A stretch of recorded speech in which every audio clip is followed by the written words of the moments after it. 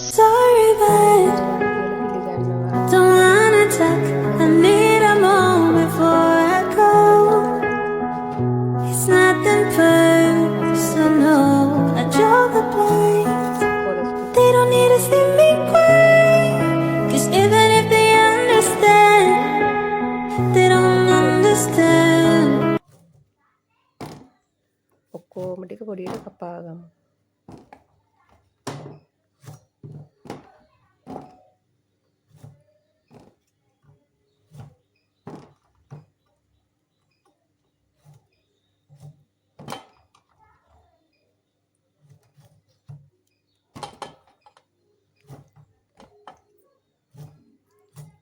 මේ වගේ ඔක්කොම ටික පොඩියට කපා ගමු. කපා ගන්න. ඒ අතරේ මම අපේ අම්මට දුන්න තුන පහ ටික බදින්න. හොඳට තුන පහ බැදලා පොලොස් කරේ හැදුවම රසයිනේ. ඊට පස්සේ අපි මේ පොලොස් ටික කහයි ලුණුයි ගොරකාතු කෑල්ලක් දාලා හොඳට තැම්බෙන්න ඩිපේ තියමු.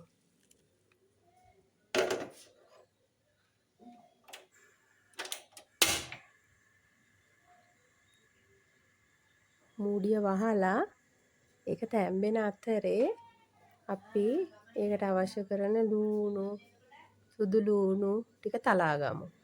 රාම්පේ කරපිංචා කුරුදු කෑල්ලක් මේ ටික කපා ගමු.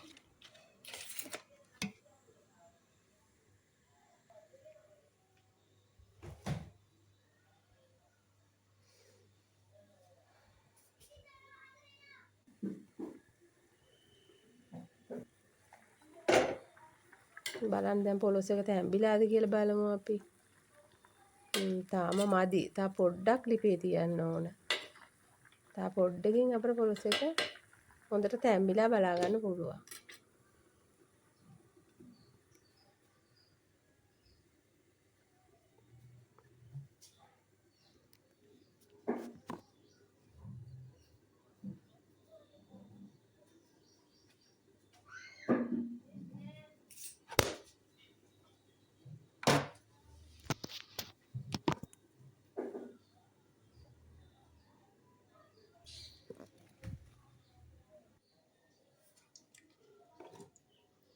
ලුණු ගෙඩියක් සුද්ධ කරලා ඒ ටික කපලා ලෑස්ති කරගමු.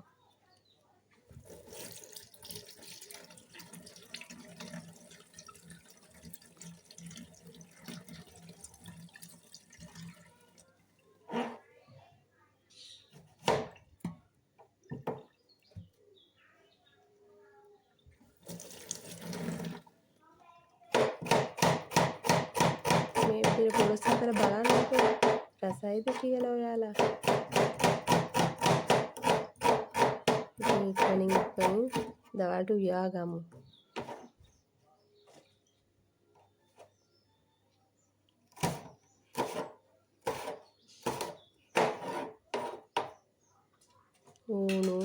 මේ අම්මිරිස් දෙකට පල්ලත් හොඳයි. ඒ වුණාට මම හිතුවා මෙහෙම කපලා දානවා කියලාද.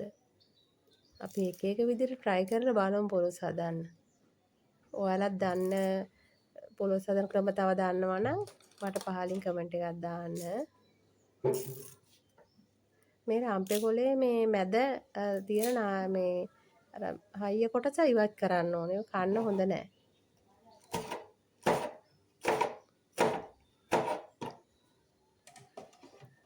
මේ වගේ අපි ඔක්කොම ටික කපලා ළඟට කරගමු. එතකොට අපිට හදා ගන්න ලේසි. ඒක සුදු ලුණු ටික හොඳට වංගෙඩියට දාලා සුදු ලුණු ටික හොඳින් කොටා ගමු.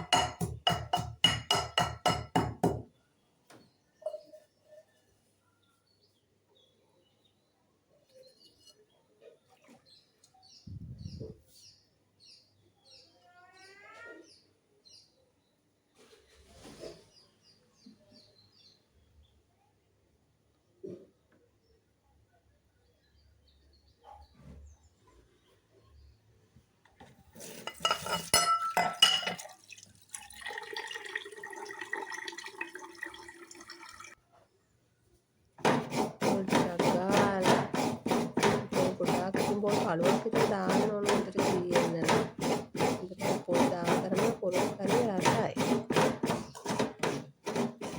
පොලොස් කරිය රස වෙන හොඳට පොල් ගෙඩි පොල් පාළුවක විතර පොල් දාන්න ඕන. ඒතකොට හොඳට පොලොස් කරිය බලන්න මට වුණ වැඩේ. පොල් ගෙඩිය ගැලවුණානේ. ඔයාලටත් මෙහෙම වෙලා තියෙනවද? ඉතින් මට යන්න ඕන ඒ අතර තව පොල් ගෙඩිය බින්දින්න. පොල් ටික හොඳට දාලා ඉතින් බලන්න. මොකද පැත්තට හදන්න බලන්න.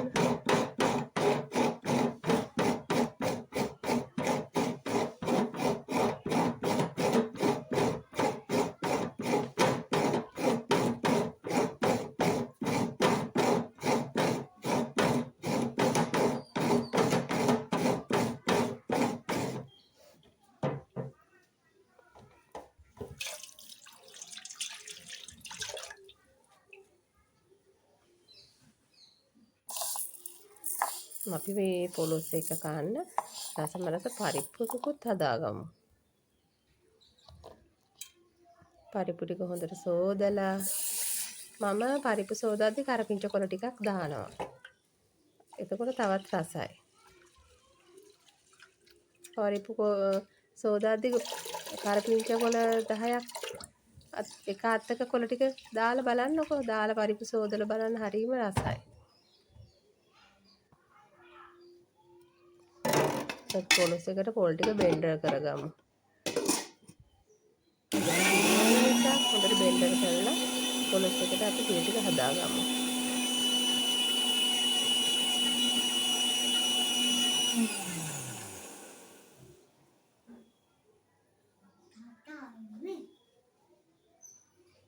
ඒ අතරේ ඔන්න බලන්න කවුද එන්නේ කියලා.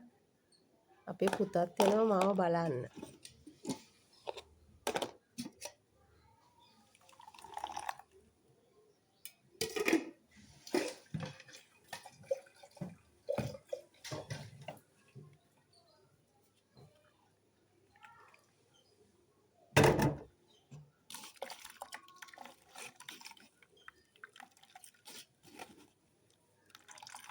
හොඳට මේ වගේ හොඳට පොල් ටික මිල් කරලා හොඳට මිටි කිරි දී කිරි අරගමු.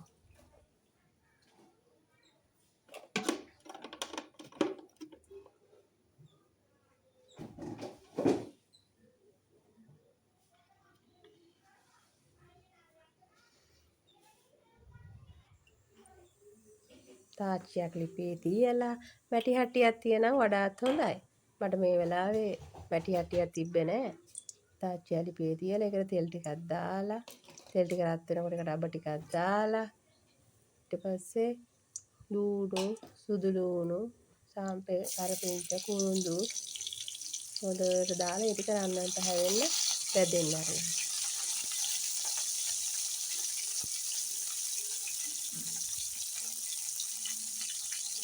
ගින්දර වැඩි කරගන්න එපා. මේ වෙලාවේ ගින්දර අඩුවෙන් තියාගන්න.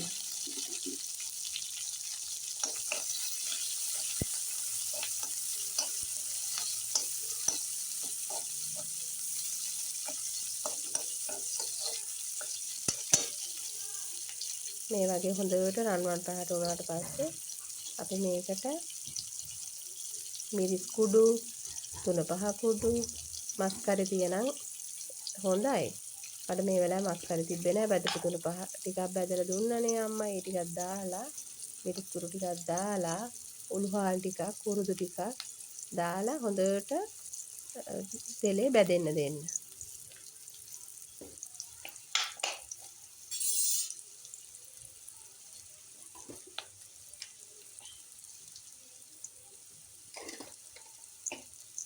මට අමතක වුණානේ ගම්බරිස් කුරු ටිකකුත් දාන්න.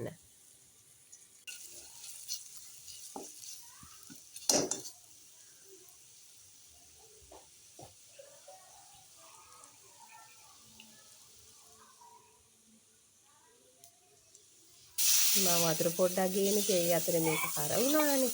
ඉතින් ඔහොම වැඩ මට ඉතින් වෙනවා ඉතින්. ඒ ඉතින් ගණන් ගන්න එපා.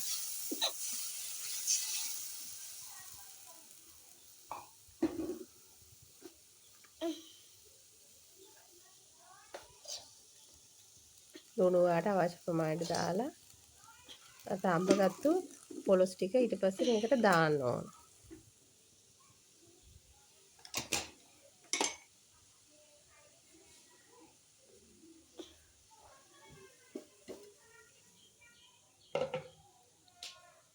ඉස්සෙල්ලා තඹ ගත්තනේ පොරොස් ටික. කහයි ලුණුයි ගොරකට්ටකුයි දාලා ඒ පොරොස් ටික දැන් වතුර ටික බේරලා එහෙම මේ විදිහට දාගමු.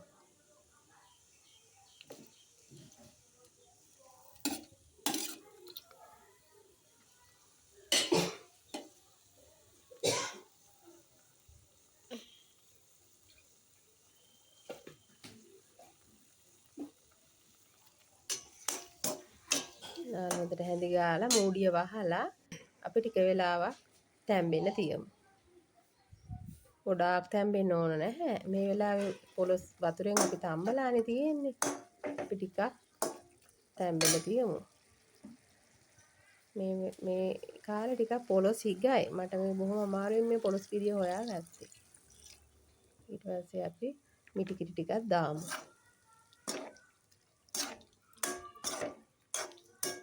දාලා හොඳට කිරි ටික පැහෙනකම් අපි මූඩිය වහලා ලිපේ තියාගමු.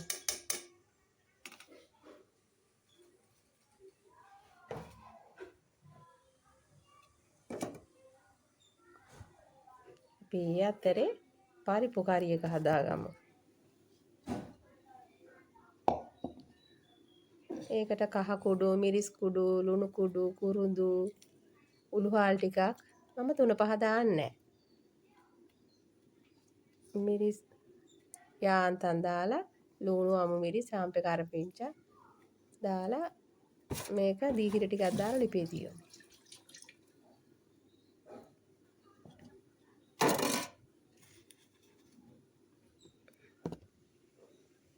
එන්නකො අපි පරිප්පු කරි එකත් ලිපේ තියාගන්න.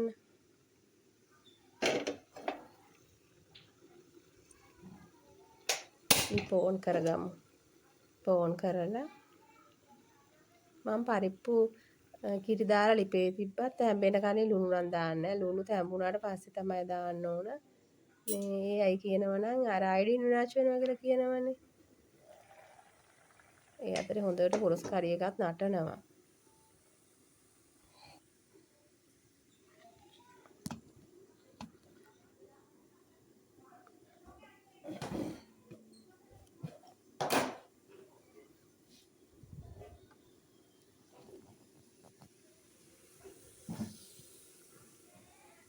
අපි පරිප්පු එකට කිරි ටික දාගමු.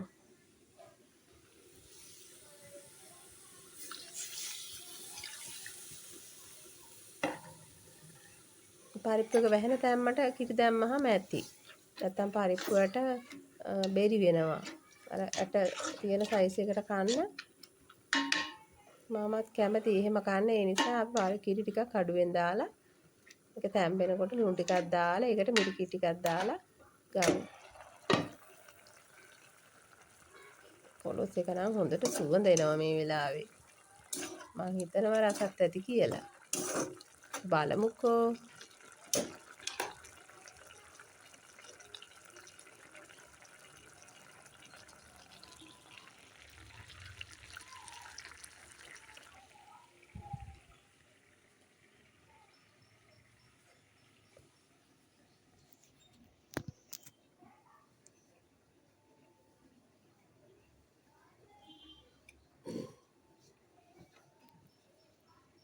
ඔන්න මේ දෙක ඉදෙනකන් මම ඒ අතරේ අනිත් වැඩ ටික කරගන්න.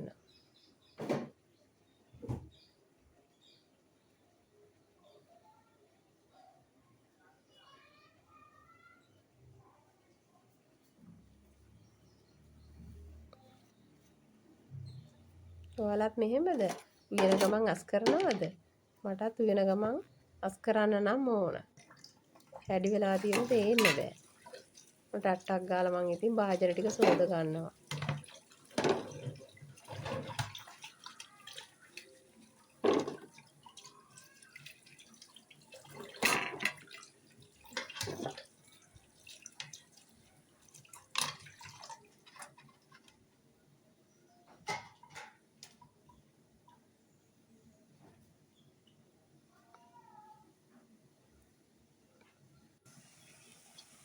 එන්නකො බලන්න අපේ පොරොස් කරියක දැන් නම් රස පාටයි.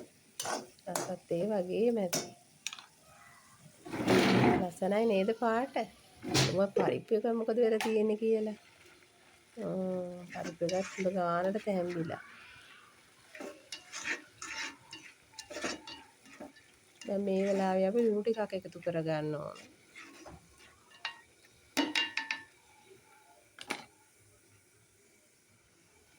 කිරි ටිකක් දාලා ලුණු ටිකක් එකතු කරලා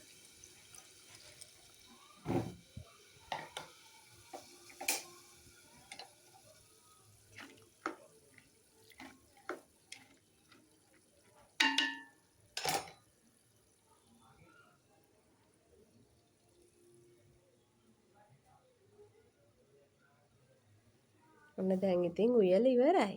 දැන් ඉතින් තියෙන්නේ රස බලන වෙලාව. ඔයාලත් හදලා බලලා මට කමෙන්ට් එකක් තියන්න අමතක කරන්න එපා.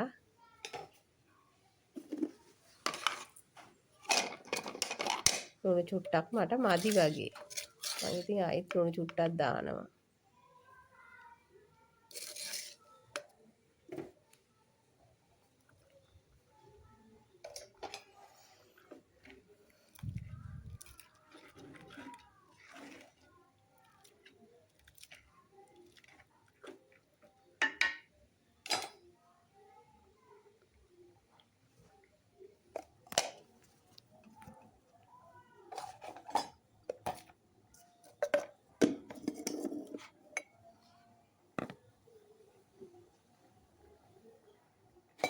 ඉතින් පොලොස් හදනවා නම් අනිවාර්යෙන් පරිප්පු කවියක් ඕනමයිනේ.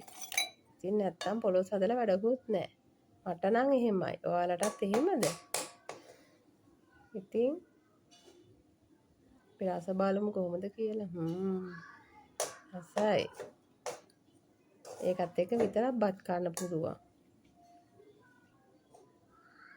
මම නම් ඉතින් පොලොස් තියෙන දවසට පොලොස් එක්ක විතරයි බත් කන්නේ. බබාලට ඕන නිසා පරිප්පු කරියක් හැදුවා.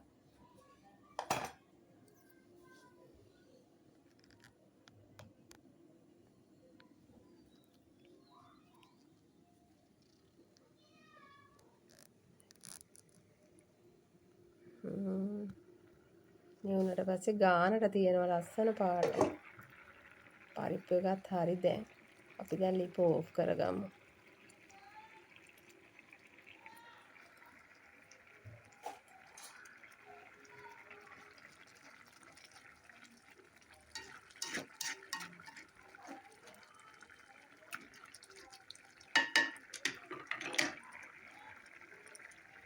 දැන් හරි. දැන් අපි උයලා ඉවරයි.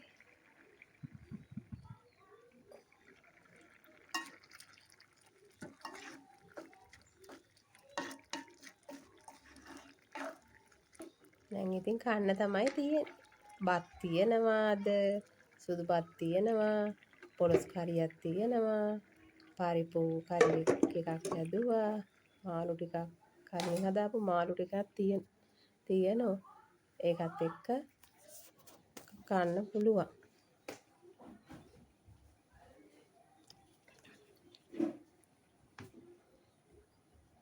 ඉතින් එහෙනම් අදට ගිහින් එන්න. ඔයාලට සුබ දවසක්. ආයි ලස්සන වීඩියෝ එකකින් හම්බ වෙමු. එතකම් පරිස්සමෙන් සතුටින් ඉන්න ඕන. ගිහින් එන්නම්. ඔයාලට සුබ දවසක්.